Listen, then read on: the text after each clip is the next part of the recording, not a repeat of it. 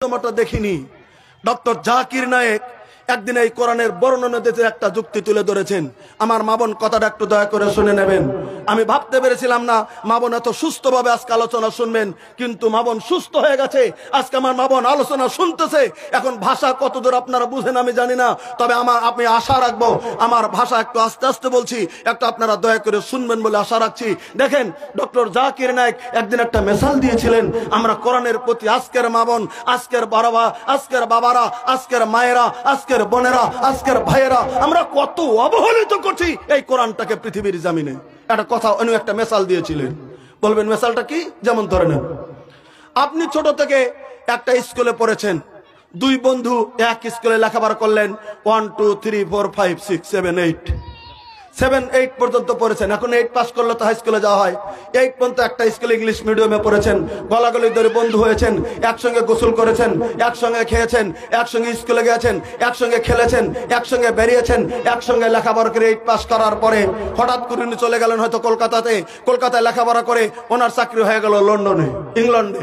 উনি এত বড় দামি হয়ে গেল, উনি ইংল্যান্ডে উনি প্রফেসরে পেয়ে গেলেন অক্সফোর্ড ইউনিভার্সিটিতে, উনি চলে গেল ইংল্যান্ডে।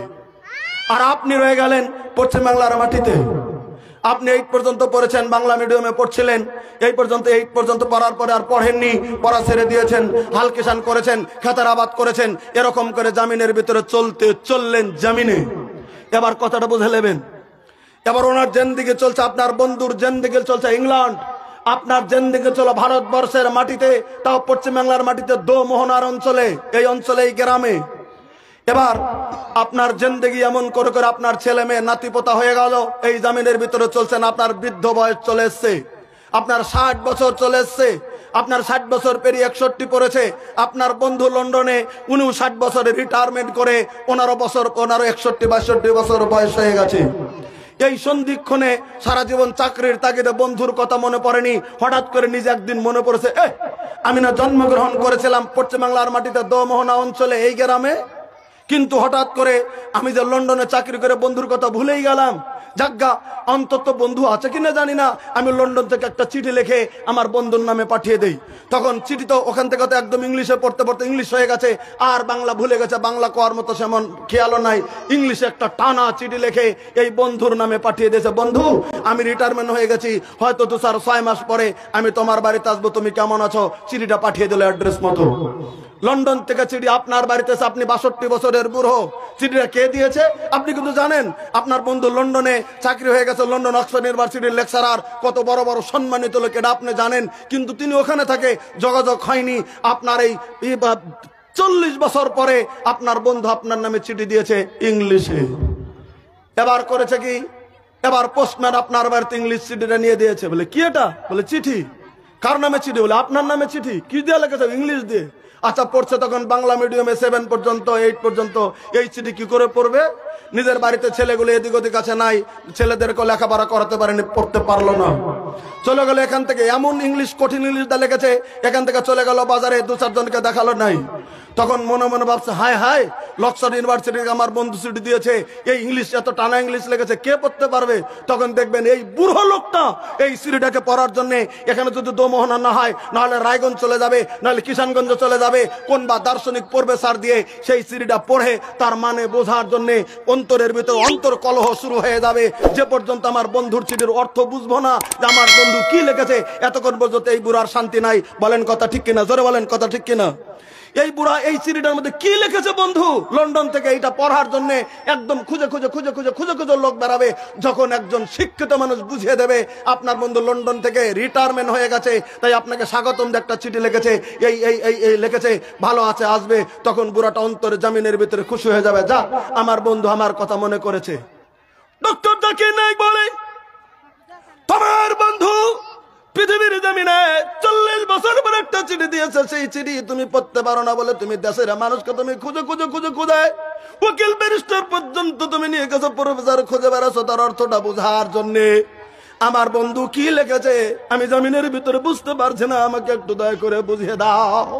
আমি বুঝতে পারছি না, আমাকে একটু দয়া করে বুঝিয়ে দাও এই চিঠিটা।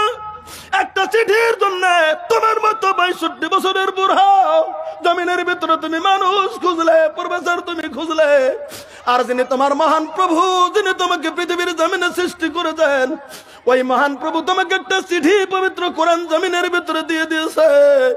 ওই কোরআনে কারিম সারা জীবন তোমার সম্মুখে থাকলো, কিন্তু কোন দিন তুমি কার ওই কাছে গেলাও না যে আমার প্রভু আমাকে সৃষ্টি করেছে, আমার কোরআনে কারিম আমার জন্য কি লেগেছে। বন্ধু গো, দয়া করে 2-4-5টা সূরার অর্থ আমাকে জমিনের ভিতরে আপনি দয়া করে বুঝিয়ে দাও। মহান প্রভুর কথা কোন দিন মনে করেছেন? মহান প্রভুর কথা কোন দিন খেয়াল করেছেন? এই কোরআনটার কথা কোন দিন বুঝতে গেছেন? এই কোরআনের অর্থটা কোন দিন বোঝার জন্য চেষ্টা করেছেন? এই কোরআনে কারিমের ওজ্জতটা কোন দিন দিতে গিয়েছেন? কোন দিন জাননি। শুধু জমিনের ভিতরে চলছেন, কোরআন হেলায় ডুলায়, কোরআনকে জমিনের ভিতরে হেলায় ডুলায় মনে করে এই পৃথিবীর জমিনের ভিতরে আপনি চললেন। আপনি কোরআনের না মর্যাদা দিলেন, না কোরআনের মানদণ্ড দিলেন, না কোরআনের ইজ্জত দিলেন, না কোরআন কোনোদিন বুঝতে চাইলেন। ওজন্য কোরআনের ভিতরে বলা আছে আলহামদু, সমস্ত প্রশংসা। তখন আল্লাহ বলেন, বান্দা তুমি কার জন্য প্রশ্ন করলে? মানিল হম, বলে লিল্লাহ, আল্লাহ রাব্বুল আলামিনের জন্য।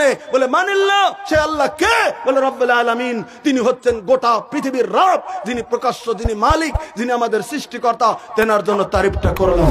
এরকম করে গোটা কোরআন বান্দার প্রশ্ন, আল্লাহর জবাব, আল্লাহর প্রশ্ন, বান্দার জবাব মিলে গোটা কোরআন পৃথিবীর জামিনে আল্লাহ রাব্বুল আলামিন বান্দার জন্য, পৃথিবীর মানুষের জন্য, পৃথিবীটা সোনায় কল্যাণের জন্য আল্লাহ তাআলা কোরআনটা নাজিল করেছেন।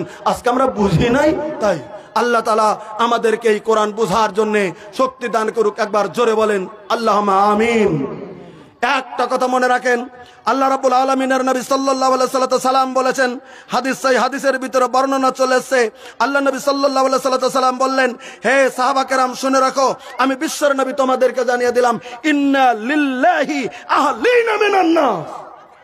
এটা আল্লাহ রাব্বুল আলামিন সাল্লাম বলছেন, আমি বিশ্বের নবী বলে দিলাম, অবশ্যই অবশ্যই আল্লাহ রাব্বুল আলামিনের বিশিষ্ট কিছু পরিজন এই গোটা পৃথিবীর জমিনের ভিতরে আছে আল্লাহর পরিজনের দল। এবার যখন এই কথা নবী বলে দিলেন গোটা পৃথিবীর জমিনে আল্লাহর পরিজন আছে, তখন সাহাবা কেরাম তাব্বত মেনে গেলেন, আল্লাহর পরিজন কারা? কালু ইয়া রাসূলুল্লাহ মানহুম। ও আল্লাহ রাব্বুল আলামিনের নবী, আল্লাহর পরিজন কারা? আল্লাহর পরিজন কাদেরকে বলেছেন আপনি? আল্লাহর পরিজন পৃথিবীর জমিনে কারা? কোন মানুষগুলি আল্লাহর পরিজন? আল্লাহ রাব্বুল আলামিন নবী সাল্লাল্লাহু আলাইহি সাল্লাম বললেন, হুম আহলুল কোরআন ওয়া আহলুল্লাহ ওয়া খাসাতুহু। হাদিস সহিহ, নাসিরউদ্দিন আলবানী হাদিসটাকে সহিহ বলেছেন। যারা এই পৃথিবীর জমিনে কোরআন পড়ে, যারা কোরআনের সম্মান করে, যারা কোরআনের ইজ্জত দেয়, যারা কোরআনের বংশ, যারা কোরআনকে সম্মান করে, যারা কোরআনের ইজ্জত দেয়, যারা কোরআনের মানে বুঝে, যারা কোরআনের ইজ্জত দেয়, ওইসব যারা কোরআনকে মুখস্থ করে, যারা কোরআনকে পড়ে, আর যারা পৃথিবীতে কোরআনের মানে বুঝে, যারা কোরআন স্টাডি করে, যারা কোরআন মুখস্থ করে, তারাই পৃথিবীর জমিনে আল্লাহর খাস বান্দা। একটু জোরে